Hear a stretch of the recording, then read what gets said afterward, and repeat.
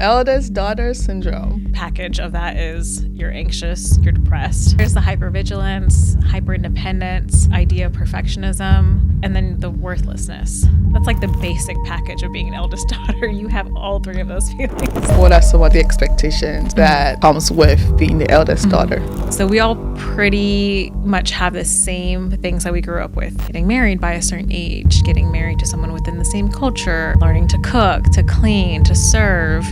Again, I'm guilty of this. I'm guilty of this in my relationship where if I ask my partner to do something and it's not done on my timeline, I'm like, fine, whatever, I'll just take care of it. Like, I can't depend on you. Yeah. You like to control everything. You just want to dish out instructions. Given very eldest daughter here, having to set a disclaimer. My brother had two of those situations where he didn't listen to me. Like, I told him, don't do this. This is what's going to happen. Da. He was like, don't tell me what to do with my... It was a huge... One of those situations was the first big fight me and my brother ever had. Don't tell me what to do. He was so angry. He got up. He left my house. 6 months later. Yeah, my bad. At what age did you realize that, I think I'm doing more than my siblings? I don't think I was young. I think maybe in the past couple of years. When I was younger, it was just an expectation. And I've also operated that way. I'm a very type A person. What's a type A person? Someone who's very structured. If my mom tells you, can you bring me a plate or go sweep the kitchen or something, and then she turns around, so now she tells you, turns around, you're not doing it or you're not getting up to go do it. She was like, I'll go do it by myself. Essentially, I like to call eldest daughters family managers because that's basically what we are.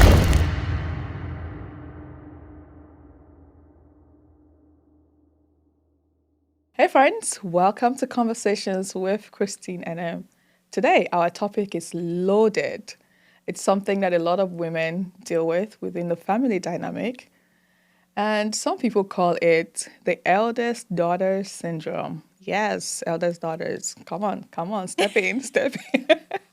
Joining us in conversation is an eldest daughter herself, but she's also a licensed therapist. Her name is Parthi Patel, and she's here to help us unpack the load of this role. So if you are an eldest daughter, come in. The conversation is for you. Sit back, relax, and let's dig in. Hi, Parthi. Hello. Thank you for coming. See, we're twinning today. We're saying the same things. Literally. We're dressed in denim. It's giving, in sync. Like minds. We do love denim on denim. So how are you? I'm doing good. Thank you for having me. How are you really? Oh, thank you for coming. Yeah. But how are you really? Really? How are you doing? Mm-hmm. It's the holidays. I'm stressed. A therapist is stressed? You help us stay unstressed, so... We're stressed. Yes, the holidays are a very busy time for us anyways. Like I was mentioning to you before, yesterday having a 13-hour day, today having a 12-hour day. Wow. It is a very busy time.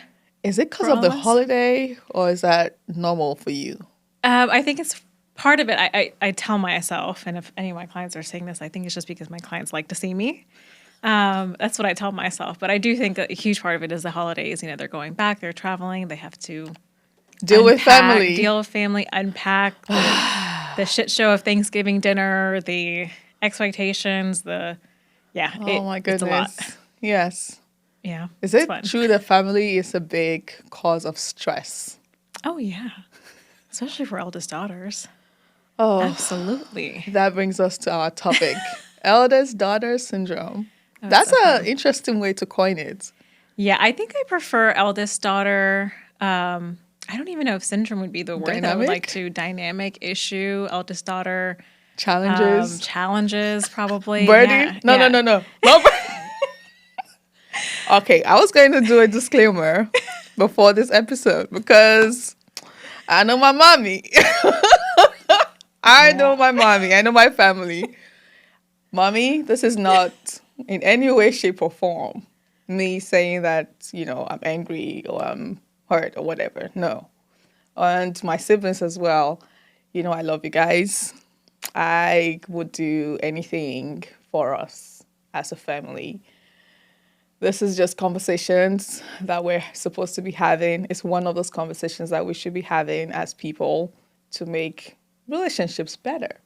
because at the end of the day, an eldest daughter is also a child in the family. So as much as we want to be there for everybody, we also want to understand how that affects us as children of the family, as people, individuals. So yeah, mommy, I love you. You're the best mom anybody can ask for. This is just me having conversations with my friend. Given their eldest daughter here, having to set a disclaimer. Very, very eldest daughter. On par with the topic. Oh my goodness. Youngest childs would never. Yeah. They would never. They would never.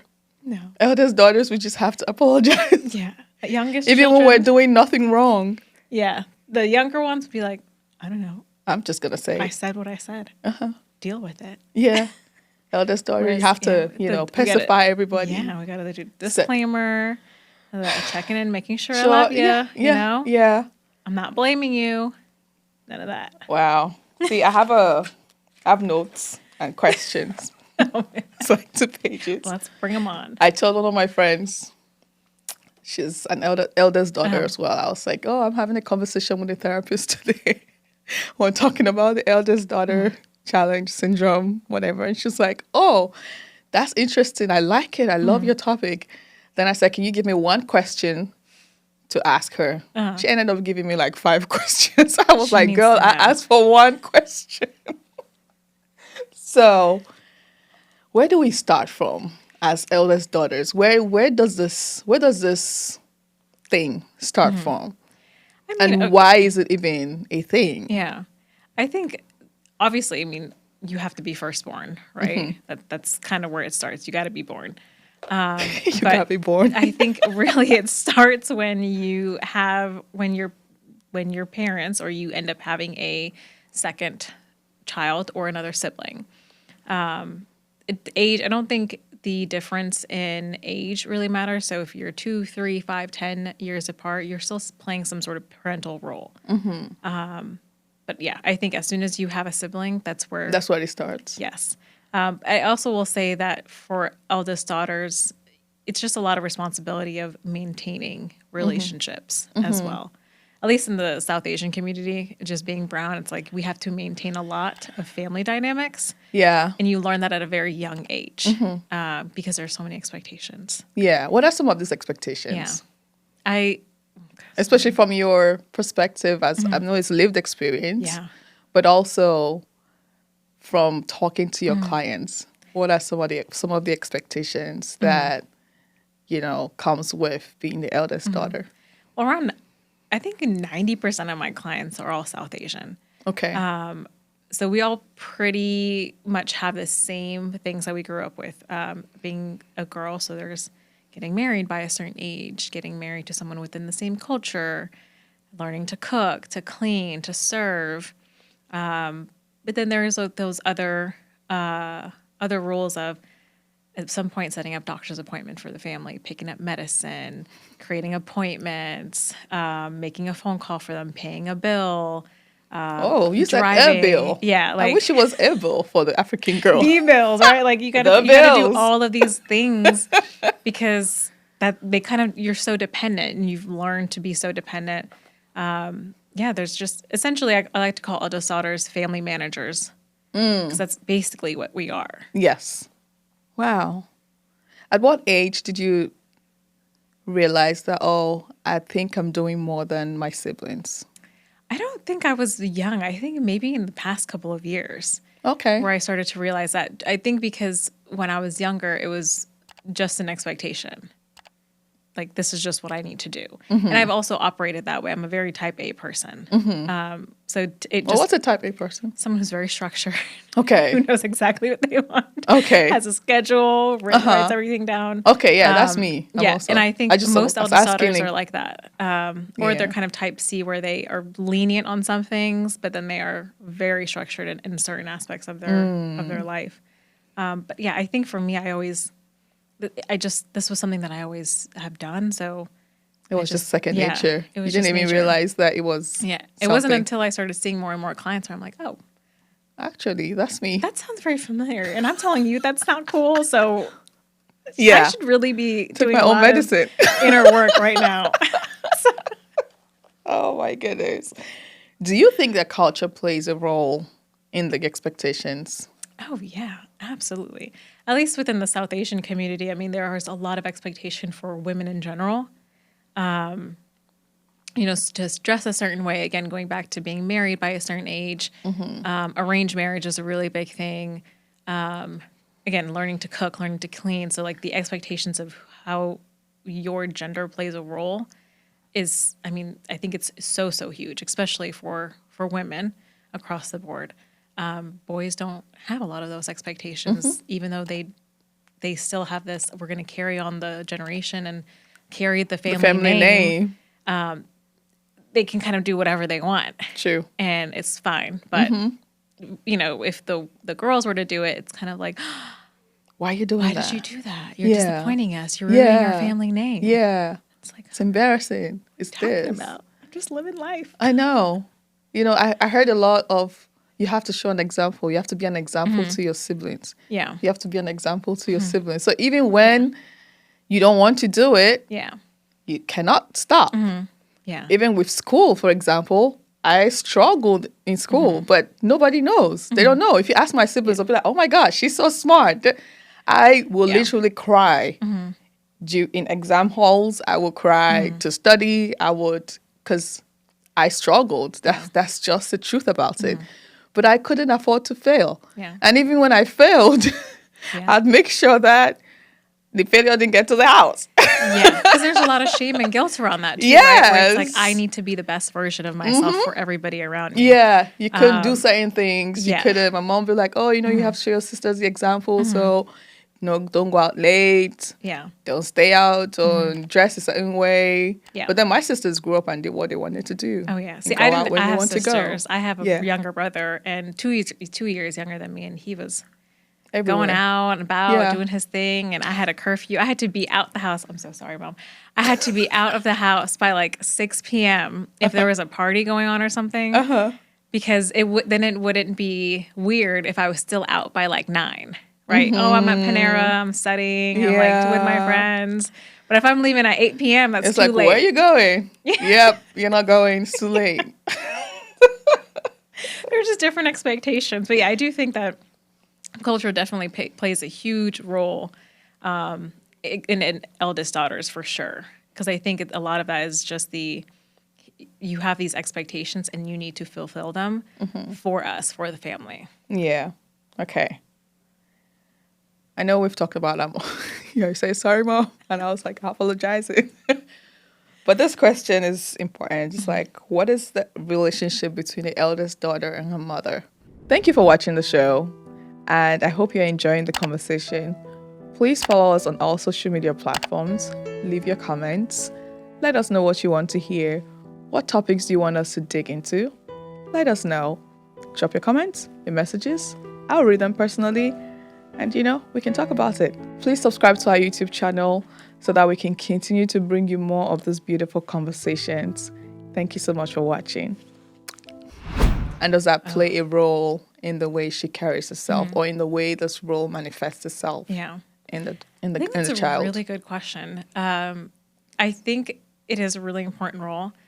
I think it's also because I can kind of give an example of my relationship with my mom. I think it's really great.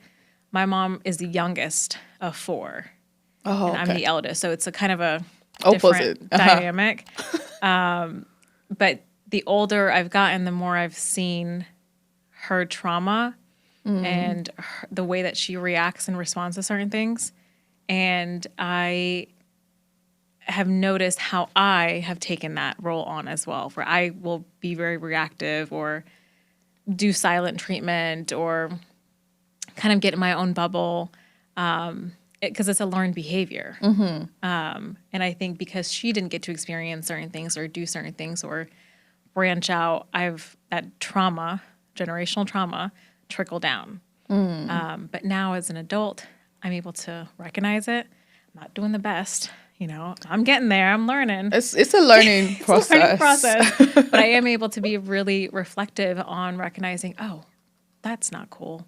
I shouldn't react that way. I shouldn't give someone silent treatment, or I need to go ahead and take a walk before I say something or be really reactive. I often tell a lot of my clients this, or I ask them the question of, did you react or did you respond?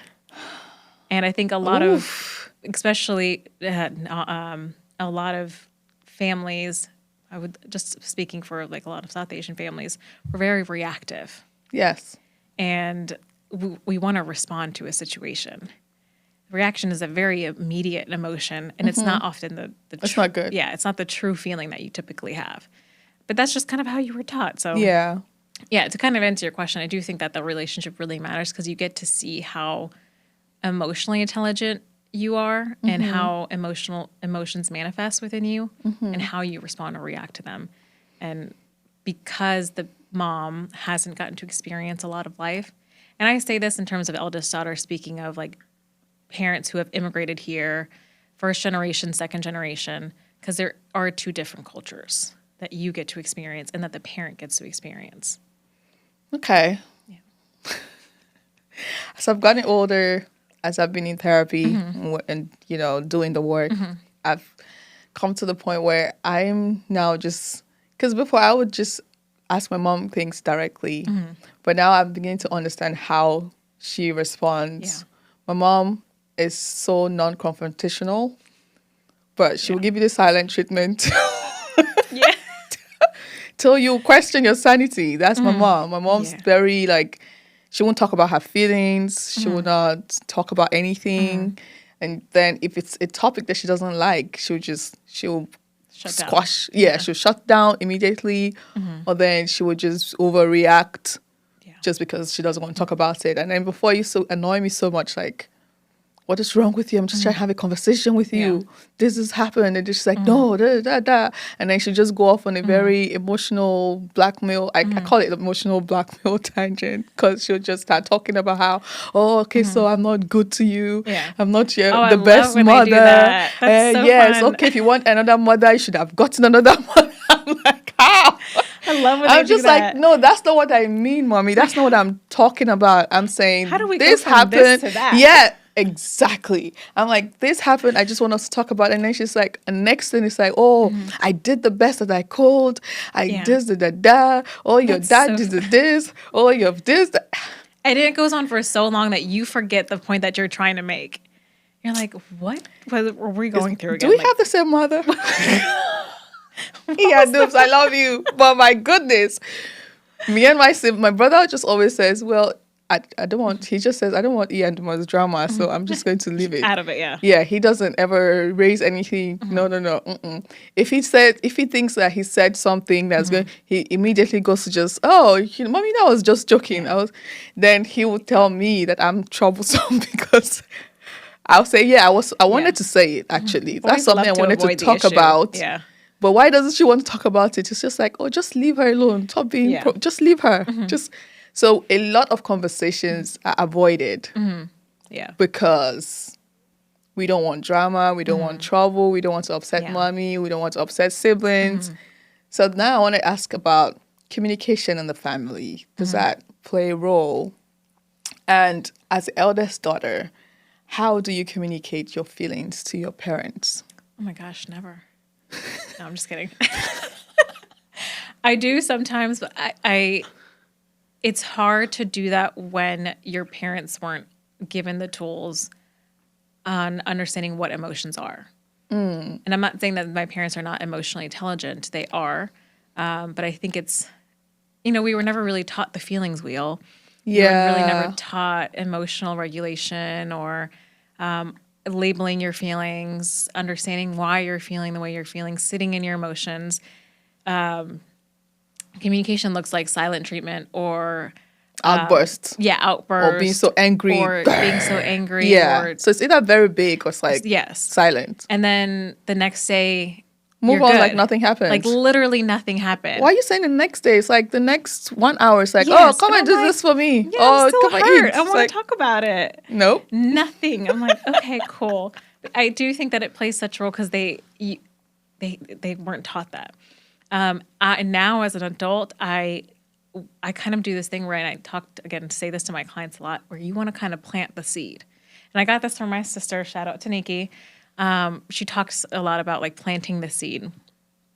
And you just kind of share something about someone else or another situation, and it just kind of, you just in their brain. Then the next situation happens, the next outburst happens, and then their reaction changes, and then their reaction changes, and then they That must be respond. nice. It takes years of work, so you That have must to be have a lot of good patience. because we haven't we haven't gotten there. I feel like we cannot have a conversation like everything has to be happy conversation or don't have it at all. If we're not talking about fun happy things, then we don't know how to have, like, I think there should be a different topic, like how do I really communicate with family, have the difficult conversations without anybody feeling some type of way. So okay, I'll leave that one for now. Let's stay on topic. I told you earlier, I said this topic is loaded because it's a lot, but we'll try to figure it out. Okay. Are there psychological or emotional patterns that come with the role of the eldest daughter?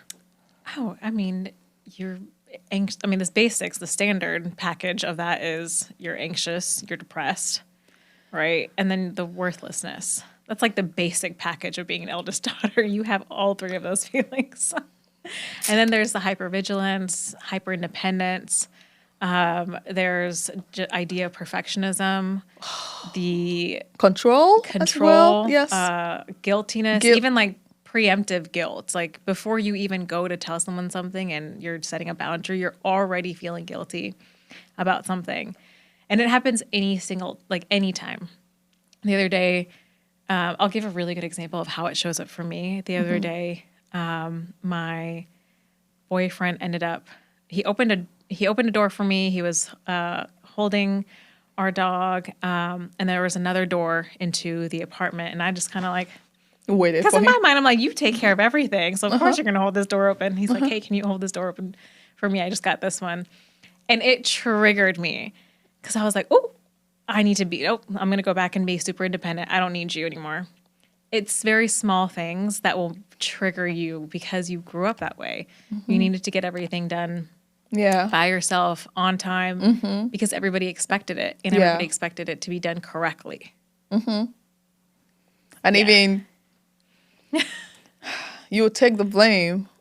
They will blame you for what every other person did. I have 5 siblings. I'm from a big family. We're 6 of us. So for my youngest sister, I didn't really see her grow up because I left home early. By the time she was probably like 6 or 7, I was out of the house. So me and her have not really had that,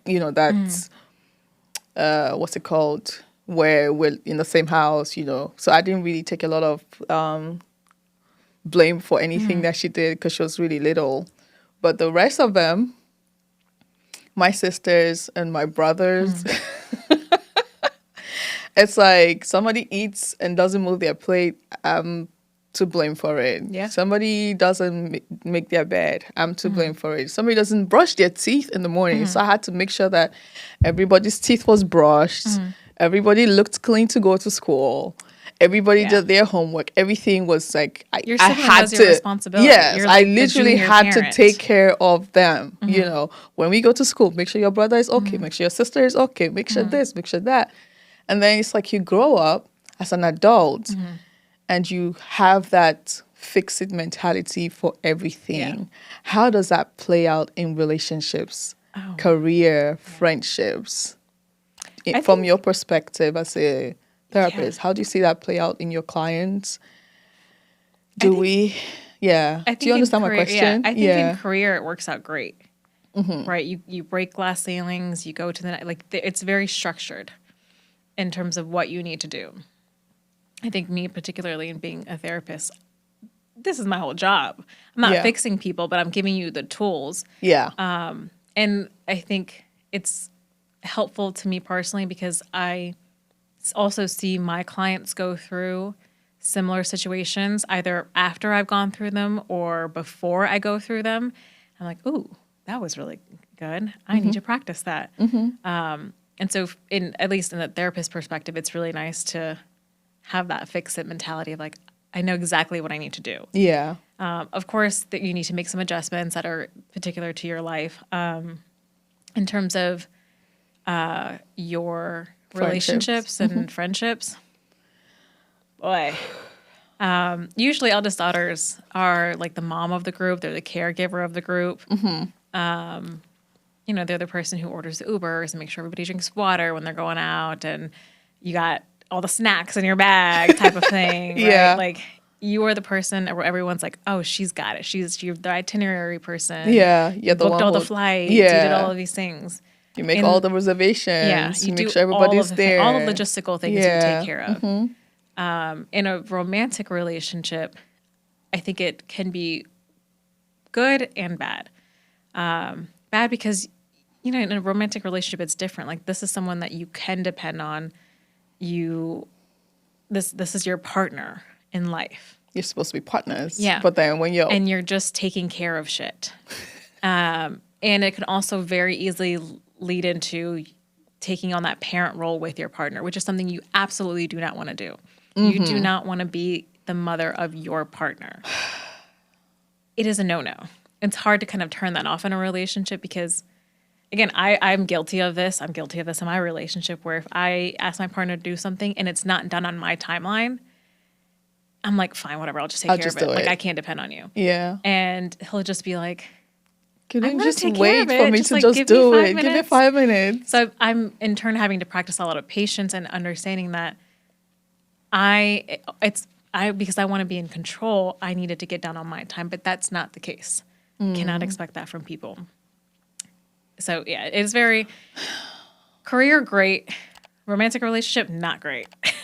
Friendships just kind of depends on the role that you want to play. Really, if you're okay with playing the mother role, the I got it role, the she's always got it role. Yeah. That's wonderful. Or your friend has something, has a situation, and then you're jumping in to try to give ideas to fix it. And then they probably just, in their heads, on the other hand, there's always leave it alone. Like, why are you trying to fix me? Yeah. Did I ask on the for other your... hand, there's always that part where, like, your friends don't recognize that you're the strong one, right? So they don't always, hey, how are things going with you? You good? Hey, just checking in, friend. What's happening? Yeah. That doesn't happen often because the assumption is, she's good. She's good. Yeah. She's going to figure it out. Yeah. So anybody who has an eldest daughter friend, check up on them. Okay. Or girlfriend, be patient with them. I feel like we're laughing too much. I'm laughing too much. We can joke. We're trauma bonding. That's what happens when you... Yeah. That's what happens when you're healed, when you're healing. Yes. Because if I had had this conversation maybe a year ago or 2 years ago, I'd probably be crying. I'd be so mad. Yes. I will say when you're talking about having, like, in this case, eldest daughters, I do this a lot with my clients where we do use humor a lot. And humor, yes, can be deflective, but it's a way to bond with my clients because I know what they're going through and I experience it too. But in another direction,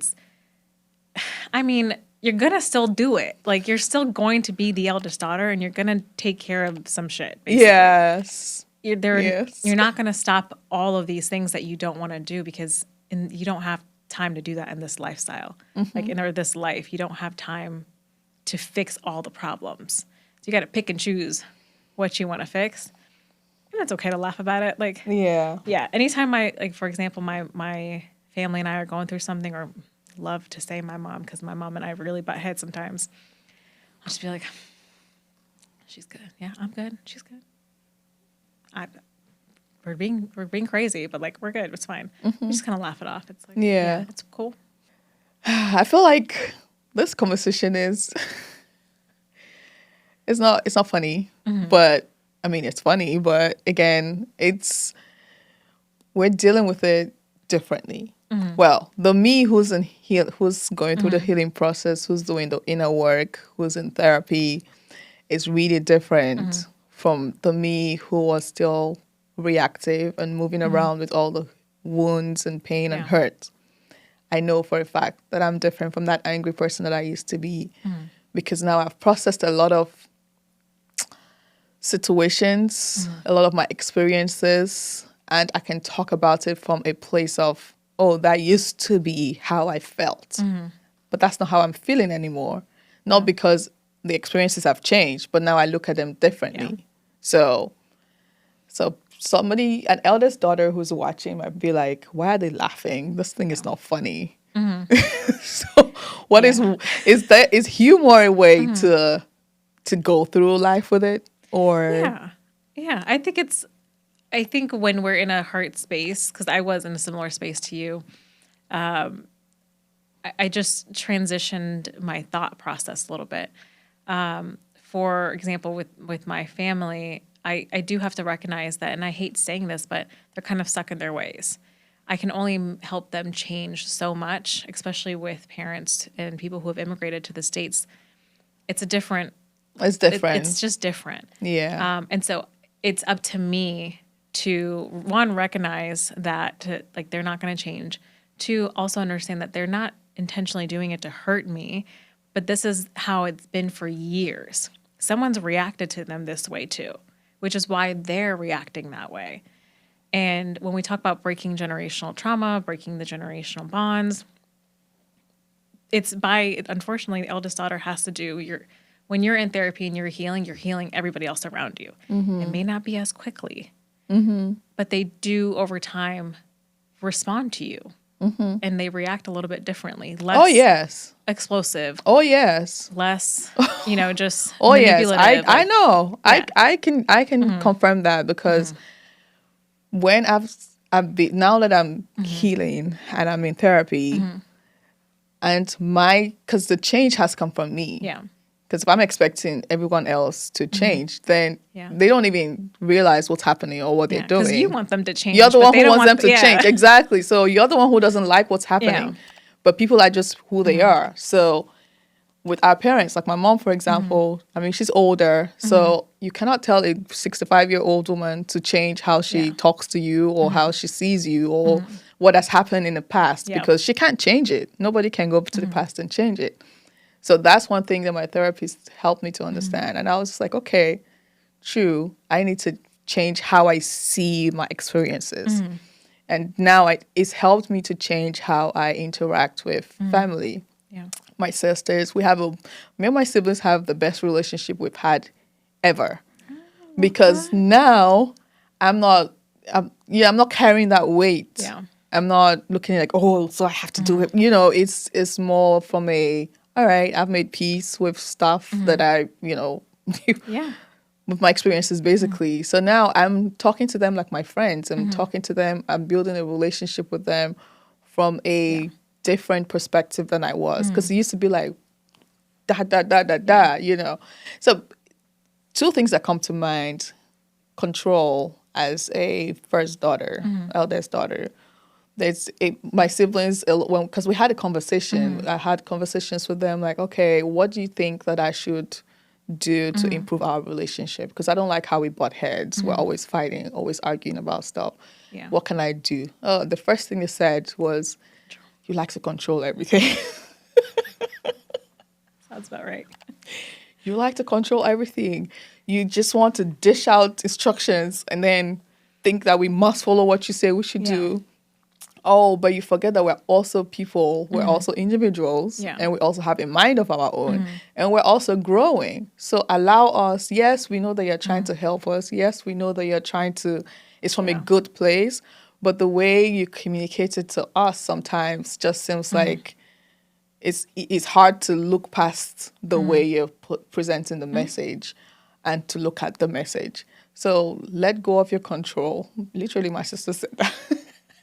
Yeah, and I think let go of your control and allow us to just see us like people, like your friends. Yeah. See us like don't let it not be something that you're trying to fix and control. And when they said that, I mean, it was a hard pill to swallow because I'm just trying to help you. I know I've walked this road, so I want you to not make the same mistakes that I made. Or I want you to have it easier. That's why I'm giving you the easy way out. But if you're thinking that I'm trying to control you by giving you the easy way out, then okay. Yeah. So I had to really sit with myself and say, all right, if I want a better relationship with my siblings, my sisters especially, then I need to see them treat them like my friends. Yeah. Have conversations from a, nice, like softer angle of it. So yeah. I can see how, I'm just trying to confirm that, it makes sense to me, and that's okay. Yeah, the control part is really hard because that you've literally been taught that your whole life. Mm-hmm. So you have to control everything. Yeah, control everything, take care of it, handle it. And there is something I read a while back that says the people that love you stop seeing you at a certain age. And that they never see you grow after that. Even though, yes, you're like, you're aging and you're growing, but there's like a certain age they just stop seeing the growth. They always think you're 16 years old and you're always making the same mistakes and you're always doing these things, but it's like, I don't do those things anymore. And so just as an eldest daughter, to see your siblings do that, it's kind of like, well, you always do this. But your youngest siblings are probably, no, that's not me anymore. Yeah. We're not in the home anymore. I have my own life outside of our family where I don't engage in these things anymore. Yeah. I'm only doing them because I'm back home and I'm being triggered again. And you're telling me to stop, but like, this is not me. So that's an interesting thing, with the control that you say, because it is in letting things go. I earlier said sister. She's actually my cousin, but I call her my sister. We're very close. And it reminded me, she's 2 years older than me, and I kid you not, every time I'm going through something, she has already gone through it 2 years later, so she's kind of reliving certain situations, and she'll be like, Parthi, don't do it. Don't text this person back. Don't do that. Don't do this. And I'm like, I don't know. It's going to be different. It happens the way that she says it's going to happen every single time. And it took years for me to be like, damn, Nikki's right every single time. I really should start listening to her. But it's just an interesting point where it's from like the eldest sibling perspective, to think, in that case, I'm a younger sibling, but for her, I can imagine that at a certain point she has to just be like, well, if you choose to make the decision, like, all I can do is respect it. Yeah. But that's the point of control, with you mentioning your siblings, is at the end of the day, what really matters is, do I love and respect them? They're going to make their decisions, and I have to allow that to happen. And release that sense of control. I'm sitting there looking at this person just do this thing, and I'm like, you can be judgy for sure. I already know how this thing is going to play Absolutely out. Judge I can your siblings. tell you the end result of this path. Can we just not go down this path and just like, I would do it. You don't know. You cannot tell me what to do. Yep. You can't control my life. I'm just like, I'm not trying to control you. Yeah. I just know better. I know exactly how this. I know how it's going to play out. I know. I can see it. It's like I already see it. And every time. You gotta just let it go. Yeah. Now I'm learning. My brother, he had like one or two of those kind of situations, because I have 2 brothers, 3 sisters. Is it 3 sisters? Okay, yeah. All right, there's too many of us. I can't remember. Like, when we're younger, I used to count them. Say, count yourself. So I don't lose anybody. I feel like 1, 2, number yourself. So, that's funny. Anyways. My brother had 2 of those situations where he didn't listen to me. Like, I told him, don't do this. This is what's going to happen. Da. He was like, don't tell me what to do. It was a huge, one of those situations was the first big fight me and my brother ever had. It was, we didn't speak for like 6 months. We did not speak. Yeah. That's how bad it was. Don't tell me what to do. He was so angry. He got up. He left my house. Just...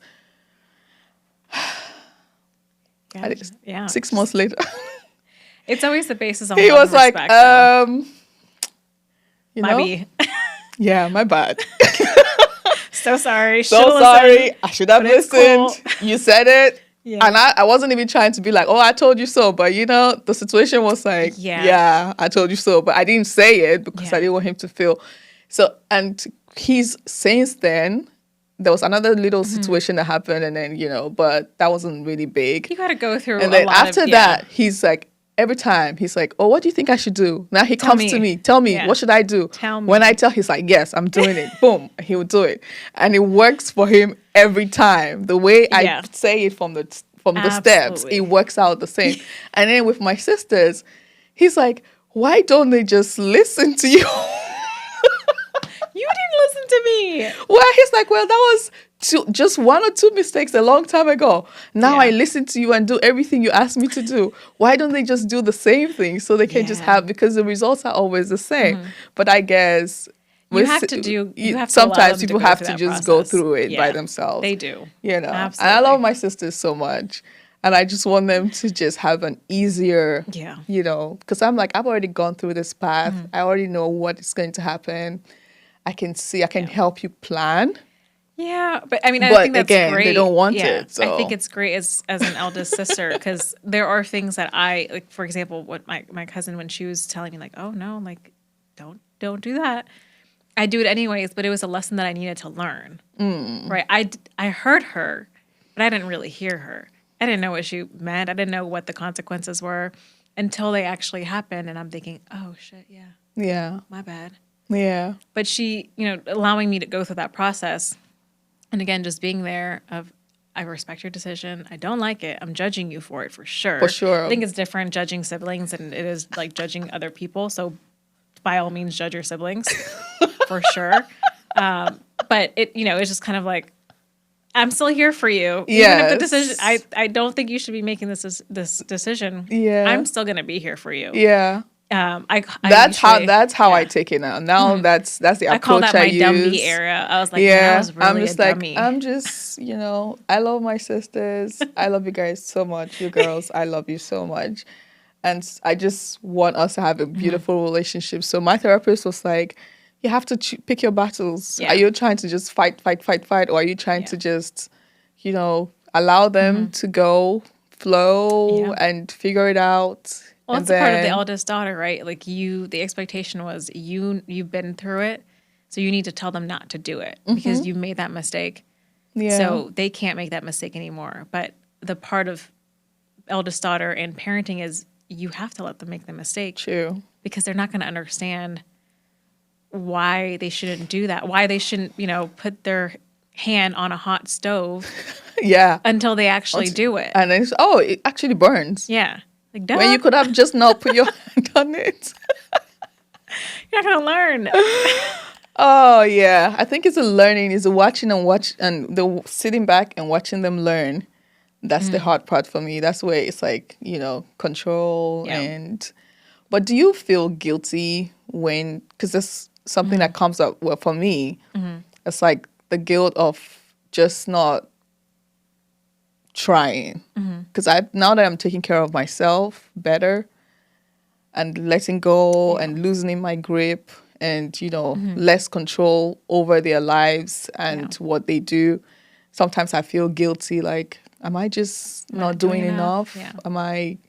Is this me just neglecting them? So I'll still check in. I'll still be like, oh, what's the plan for this? So, I don't want to talk about it now. And then it takes everything in me to not be like, oh, but let's talk about it and plan. Yeah. Just because there's that guilt that I'm feeling like You want to take care I'm of not it. doing too much. I'm not doing enough for them. So how do we deal with that guilt Yeah. as eldest daughters I when you start to yeah. let go? I definitely feel guilty always. I don't think the goal is to get rid of guilt. It's still an emotion. You're still going to be feeling guilty. This is something you grew up with. Like these were expectations, and now you're trying to set. And I say realistic boundaries because the textbook boundaries and almost like the whitewash version of boundaries doesn't not work for Black and brown people. It's just it's not relevant to the culture. Like it just doesn't work. Yeah. I can't just be like, oh, I'm never going to text you again, or like, hey, I need to not talk to you for like I'm going 6 cold months. turkey. Like, Oh, what's the thing? that's not how this works. What's the word? No contact. No, yeah, You can't do doesn't, that. Yeah, it does not work. Because one time I tried it. 1 week later, I was checking my phone like, Yes, because even if you are going quote unquote no contact, you're still seeing them at family dinners. They're coming over the house. They're you're seeing them at parties, weddings. Like you're still connecting with this person. Yeah. And around your family, you have to make it look like you guys are okay. Yeah. Right. Like Because you don't want gossip. Right. Like, huh? There's no They're version not of talking. no contact here. Like what? No. So I do think the concept of the feeling of guilty that's never going to go away, and that's not the point. It's just recognizing that you do have the right to just focus on yourself a few times. I right now am at home with my parents, and There are certain things like my mom has goals that she wants to do. So we've been going on walks and going to the gym. And in between my sessions, I'm sitting outside because you're not spending enough time with your parents. And when I'm not doing that, I feel so guilty, right? But I do have to think, man, like I cannot give them the best version of me if I'm outside in between my sessions for 10 minutes, just sitting with them. I need to get work done. And if I can get all my work done, and then at 7 o'clock when I get done, I can eat dinner with them, I can watch TV with them, that's a lot better. Yeah. You have to make these certain exceptions of how can I show up for them. But it is a lot because especially for eldest daughters, the expectation is I need to show up for them all the time. Yeah. I need to be there all the time. I need to be the best version for them all the time. If they have goals, it's now my responsibility. Yeah. To I help want to them build a achieve house. it. Oh, Yeah. it's now. I want to buy this. Okay, now it's your responsibility. Oh, I want to do that. It's like even little things like I could be at home and my mom's like in the kitchen and I'm like, now you feel like you have to go cook. Hey, do you want me to help you? Do you need anything? Can I cut something for you? She's just like, no. No, I'm like, it's okay. I hate that you're up and doing things. Like, what do you want me to do? Yeah, because it takes you back to being a child when it's like, don't worry. My mom tells you, if my mom tells you, oh, can you bring me a plate or go sweep the kitchen or something, and then 2 minutes she turns around. So now she tells you, turns around, you're not doing it or you're not getting up to go do it. She was like, oh, I'll go do it by myself. There's like a 2 second. 2 second. As soon as she's window. Like, you need to go to where you need to be at as she's talking. Yes. Basically. And I'm like, girl, I don't know what do you need from me? So now as an adult, it's like, should I? Yeah. Even if she's like in the kitchen, I feel so guilty not helping. Like I will go, if I'm not doing clients, I will go and sit in the kitchen and do work from there. Because at least I'm in her at least you're there. And it looks like I'm spending some time with her. Oh my goodness. This is a great conversation. Yeah. Thank you. It's so good to relate. It's so good that we have the experience. We share You're definitely trauma bonded for sure. I know. It is like trauma bonding. Like, yes, I see you. I hear you. I feel you. I'm right there with you. So if an eldest daughter wants to start to heal, because there's a lot of pain, a lot of hurt that comes with the responsibility being the eldest daughter. Yeah. It's a lot of times where you almost go unnoticed. You're only noticed for the things you do, how you help. So all of those build, we say trauma, yes, because that's a word that triggers our parents. I'm not trying to trigger. I feel like our moms might be triggered just listening to this. Oh my goodness. Sorry, mommy. No, not trauma. We do love you. We love you. We're just conversation. Yes. So when we get to the point where we start to try to heal, what's the first thing when you realize, oh, this is so much, the burden is a lot. What's the first thing you should do to start to heal your mind? And then what are the next steps to take? I think the first thing is really just to recognize, to understand what you're feeling and where it's coming from. I think with eldest daughters, there's no... you can't really go into therapy and be like, these are the tools that I need so I never feel this again. Or I'm setting such specific and strict boundaries that I don't have to deal with this again. Especially for Black and brown girls, it's really hard because you are going to go in there thinking, I'm going to feel so much better. I'm going to not feel guilty. I'm going to have these great boundaries. But your culture, your upbringing, because again, our mindset is very collective. We don't live in this individualistic world. Yep. And you want to take care of, this is a want, even though this is, it's hard for us, but we want to take care of our family. Yeah. We want them to be happy. We want to help them and, just engage with them and care for them. So the first thing I would say is just be realistic about what you're going to go in there and what you're trying to heal. The expectation is not, I'm going to get rid of, my guilt and I'm going to get rid of my anxiety related to being an eldest daughter. It's more of, I need to find pockets of peace. I need to find pockets of moments of where can I just take myself into consideration. These are very little things. And I tell my clients this all the time, where we're not doing the traditional, I need you to breathe and do meditation and listen to this podcast and, do journaling assignments, all that stuff. Again, it does not work for a lot of people, especially when you're an eldest daughter and you're very much go, go, go. And you have a checklist of things to do for you and then a checklist to do for your family. It's never ending. When I say pockets of peace or moments of just mindfulness, it's practice, putting a timer on in your car for 5 minutes before you go to work or after you leave work. Get your, water set up. I know everybody has a car chapstick. Your music, your AC right, your seat right. And when the timer's up, go.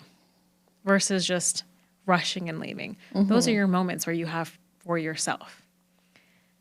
In the car, I don't know if you cry in the car, but I'm a big cry in the car. I love crying in the car. Yes. I get so much emotional release In the car. crying in a car. And so I talk about Closet that. and car, because I have a kid, so yeah, closet crying is something. Yeah. So I talk And then that car. I share with my clients, like that's also a really great way for you to have some sort of emotional release. I have the best epiphanies in the car.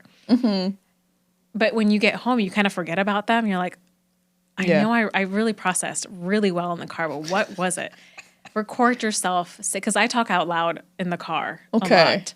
I just pretend, in my mind, I'm like, there's a ghost here somewhere that's listening to me. So like, someone's hearing me. Yeah. And so I just talk out loud in the car and I tell my clients like, hey, just record yourself and then go back to it or do the voice to text. So you can go back and organize your notes. And remember the epiphany that you had and I actually don't feel that way anymore. Or let me update this note because I'm not feeling angry at them. I'm just hurt now. Yeah. So those would be kind of like the next steps. It's just, most of it is just being really realistic about your goals because it's not going to be perfect. Yeah. And you are doing healing for not only yourself, but for everybody. else. And if you're not prepared for it, Yeah. it's just, you're just going to be disappointed. That's probably the time where you might want to do no contact. But fortunately for eldest daughters, like We can't. yeah, No. you're also born to have that strength and that resilience of, yeah, it's going to come through me and I have to work through this first. Yeah.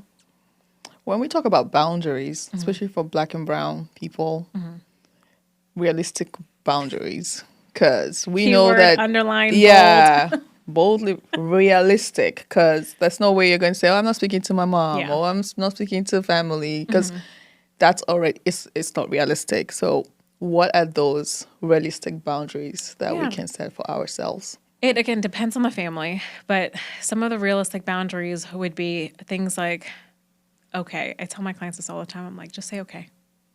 Because your parents are going to say things, and a lot of the times your parents are going to say things that hurt you. And it may not be intentional. Again, they were probably told these same exact things, so this is very normal for them, right?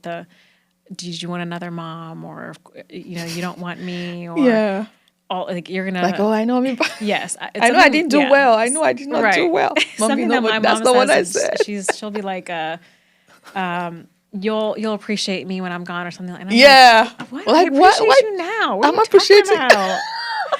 Just need to, I'm going through something. Give me a second.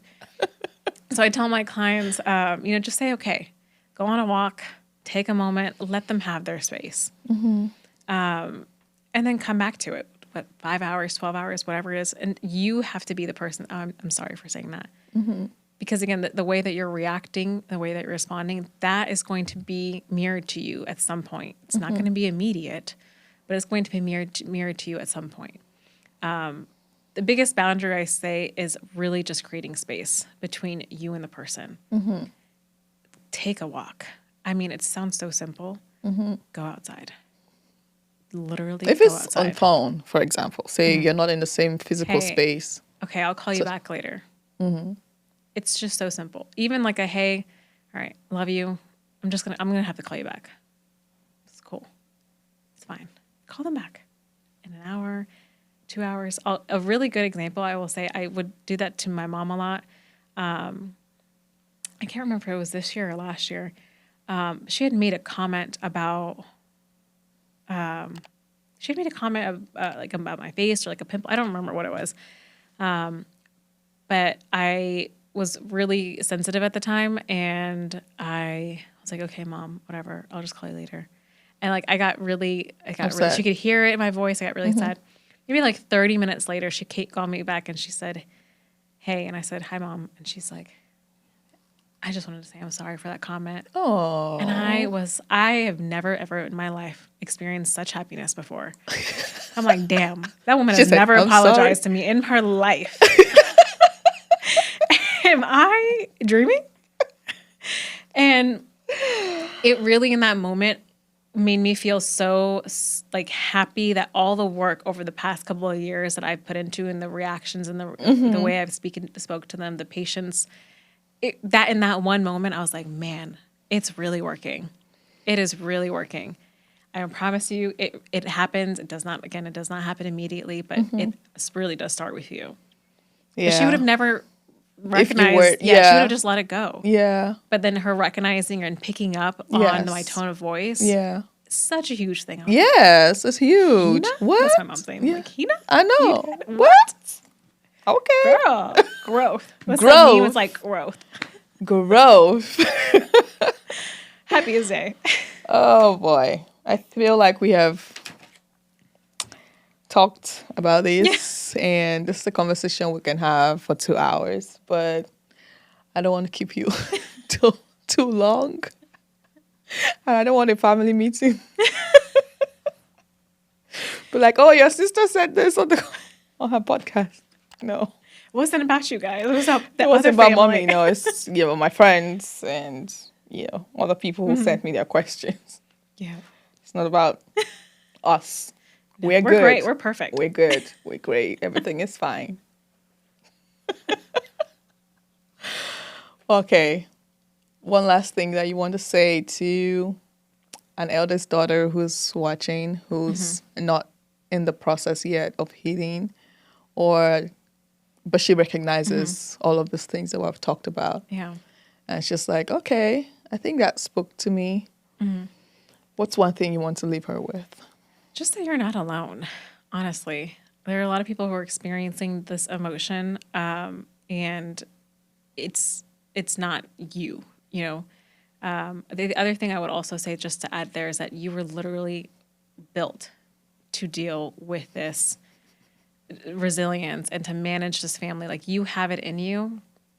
You're going to get better. I promise. Just make sure you build your resource as well. But most of all, just you're not alone in that. And even if you don't choose not to go to therapy, just find people who have similar experiences to you. Because it is really important to have that back and forth conversation and get ideas of, oh, I've actually never tried that. Let me do that. Or, oh, I don't like that you did that. Let me not do that. So yeah, you're not alone. Okay. And you are loved. You're worthy. That's another big thing. Like, you are very much worthy. You don't have to prove your worth through these expectations and doing all of these things and being the healer and the calendar and the scheduler and all of, like, the provider, the therapist, the bill payer. Like, you are worthy. Like, people still see your value even if you're not doing those things. Oh, thank you. I'll take that. Yes. I'm joking. Okay. That's good. You're deserving of rest too. I'm tired. I will definitely be sleeping tomorrow. Right. Yeah. We're deserving of rest. You're deserving of... Eldest daughters are deserving of people who can take care of you as well. Yes. Deserving of rest. Yeah. I always tell my cousin, my sister this, and I'm like, but specifically towards, because I feel like eldest daughter specifically, it's always that relationship with their mom. And I always tell her this. I'm like, man, it's we call my mom by her first name, Hina. I say, it's hard out here raising Hina. Like, she a hot mess sometimes. She's like, I know. No. Like, it's hard out here raising them. My children, they need a little bit of patience. So for those of you eldest daughters raising your moms, your parents, boy, I'm right there with you. I get it. Yeah. Oh, one question just popped in my head now. What kind of partner should a first an eldest daughter have? I mean, first daughter, eldest daughter. What kind of partner should we have? I think Because this, I've read some notes where people say an eldest daughter needs an alpha male, needs a masculine man, needs a man, a leader, a provider. Like all those. It has to be like alpha male, or you cannot handle it. Is that true? Personally, yes, I do. I think it's different for everybody, because there might be some eldest daughters that really do like to take control and that aspect of it. No, I don't want to. Yeah. I don't. Personally, I love an alpha male. Yeah. I just even like growing up, my dad, he took care of everything. Okay. And I need if I need gas in my car, done. If I need anything, it's done. Mm-hmm. Like, great, 10 out of 10. Great job, Dad. Okay. Yes. Okay, Daddy. Mom was also there. She also did. Okay, She's part Mom. of the reason why we're here. I have to give her flowers as well. Yeah. She's wonderful. But I think that's a part of the reason, for me, I'm thinking, wow, yeah, I an alpha male. Like, I need someone who gets shit done. Mm-hmm. Because I do. I get shit done. Again, if there's I need someone who's I need them to talk the talk and walk the walk. Okay. Yeah. If you're going to tell me you're going to do something, you're going to do it. Because the moment you don't, I'll promise do it. I'm out that door.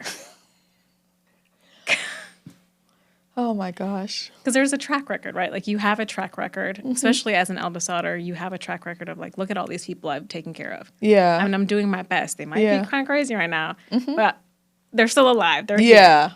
I need you to do the same for me, because I can only imagine as an eldest daughter, you probably want to come home to your partner and not think of to fix anything. Now that I'm in my healed stage, yes, I don't want to help you to think for anything. Yeah. I don't want to. I mean, yeah, of course you have to be supportive, but I don't want to be the one to lift the weight. Yeah. Have you ever seen the meme or the reel that's out there where it's me when I'm around my husband and the girl? Yeah, I don't use my brain. Yeah, I don't want to use my brain. I do not want to use my brain. All the questions that you should only ask me is, what do I want to eat? What do I want to drink? Yeah. Like a really Are you good tired? example. Do you need a massage? Yeah. And I think it's someone who really just takes over, takes care of you. Takes care of you. One of the things with my partner, I made very clear to him, I was like, I don't want to plan. I'm a planner and I love it. I do that for my family when we do family trips. Mm-hmm. But in my relationship, I don't want to plan. Yeah. I ended up sharing, I have notes of all the things that I want to do, and all the places that I want to, restaurants and bars and all that stuff that I wanted to do in Dallas. And I shared it with him, and he just goes in there and picks hey, we're doing this. Hey, we're just doing this. Does he have a brother? They're all married. 2 brothers, all married. Oh, my goodness. Does he have a cousin or a friend? Help a sister. I'll ask. But yeah, I mean, it's something like somebody who takes care of something, right? Yeah, I'm single right now, and I am intentionally single because I'm not trying to be with somebody who I need to think for you. I will also say a lot of the eldest daughters that I've worked with, the main issues that we talk a lot about is relationships and finding someone that fits within their family dynamic and then their personality as well. Yeah. But a lot of eldest daughters are very much stuck in, they're not doing what I need them to do. Yeah. So what I've talked to them about is, and I created a list before I met my now boyfriend, and it said what I want in a partner, and I changed it to what I want in a man. I was like, man, if I'm talking to God, I need to be very specific here. So it started off as just random things, right? I need a 6'2". I'm a tall girl. Yes, I need 6'2". Well, I'm 5'3", and I need a tall. I mean, that was one of the things on my list, right? I need 6'2". I need someone who is who can lift heavy. I need someone who can who's a provider. Very basic things on a list, right? Yeah. Over time, I started to. I was in a relationship for 5 years, and it was not a good relationship at all. And after that relationship, this was the first time in my life where I kind of casually dated, and I learned what I want in a partner and the type of person I want to be in a relationship. And over time, my list developed. And I've known my now boyfriend for over 7 years. We weren't really friends. His brother and I were really good friends.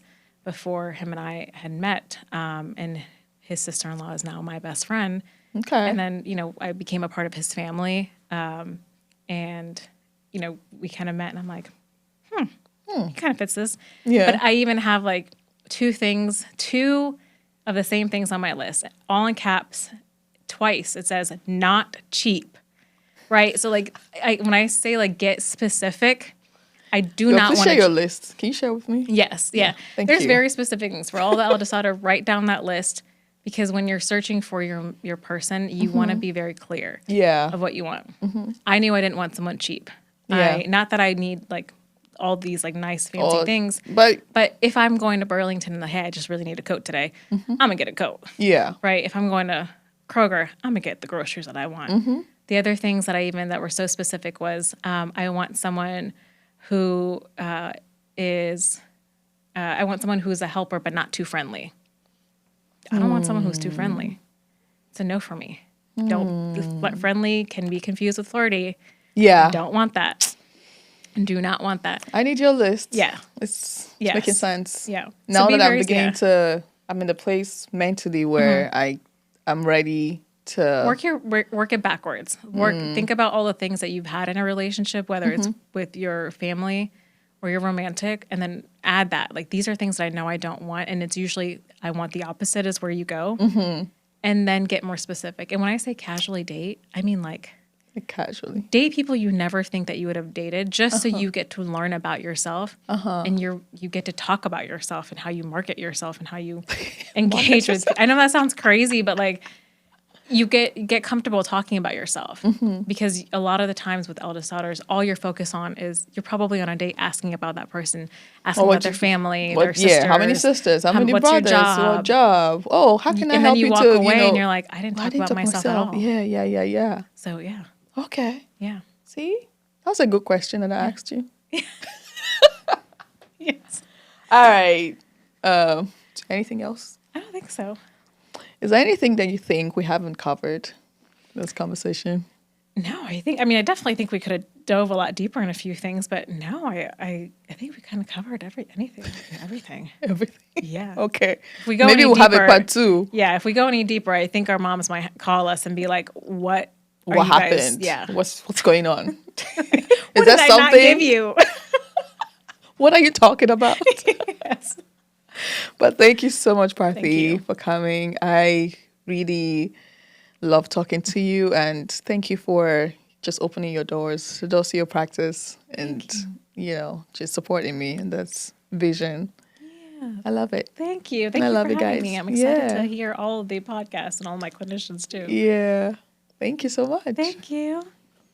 Eldest daughters, first daughters, big sisters, we see you, we hear you, we'll feel you. I'm sure the conversation today was funny, but also we touched on some truths as well. But if there's one thing that I need you to take away from this whole conversation is take care of yourself. It's okay for you to get rest as well. You can set realistic boundaries, okay? And just make sure that you have, even if it's just pockets of peace, according to how Parthi puts it, so that you can have a better life, better mind, mentally and physically and emotionally and all that good stuff. Most importantly, communication. I think that if you communicate your boundaries with your family, if you talk to them, they might, listen. Or just do like me and ask your sisters, ask your family what they need from you so that you guys can have a better relationship. Yeah, I think that's amazing. Thank you for staying with us in the conversation today. I hope that you enjoyed it. If any part of this conversation resonated with you, then share it with your friends, your family. Share it with all the eldest daughters that you know, and so that you guys can enjoy the conversation and take 1 or 2 tips from it and ensure that you have a better relationship with yourself and with your family. Thank you for watching. Please subscribe to our YouTube channel, follow us on all social media pages, and leave your comments. We want to hear them. We want to hear from you. What do you want us to talk about? Drop your comments, and you can leave me a message, DM, whatever. Okay? Thank you. Take care of yourself, and I'll see you next time. Bye-bye.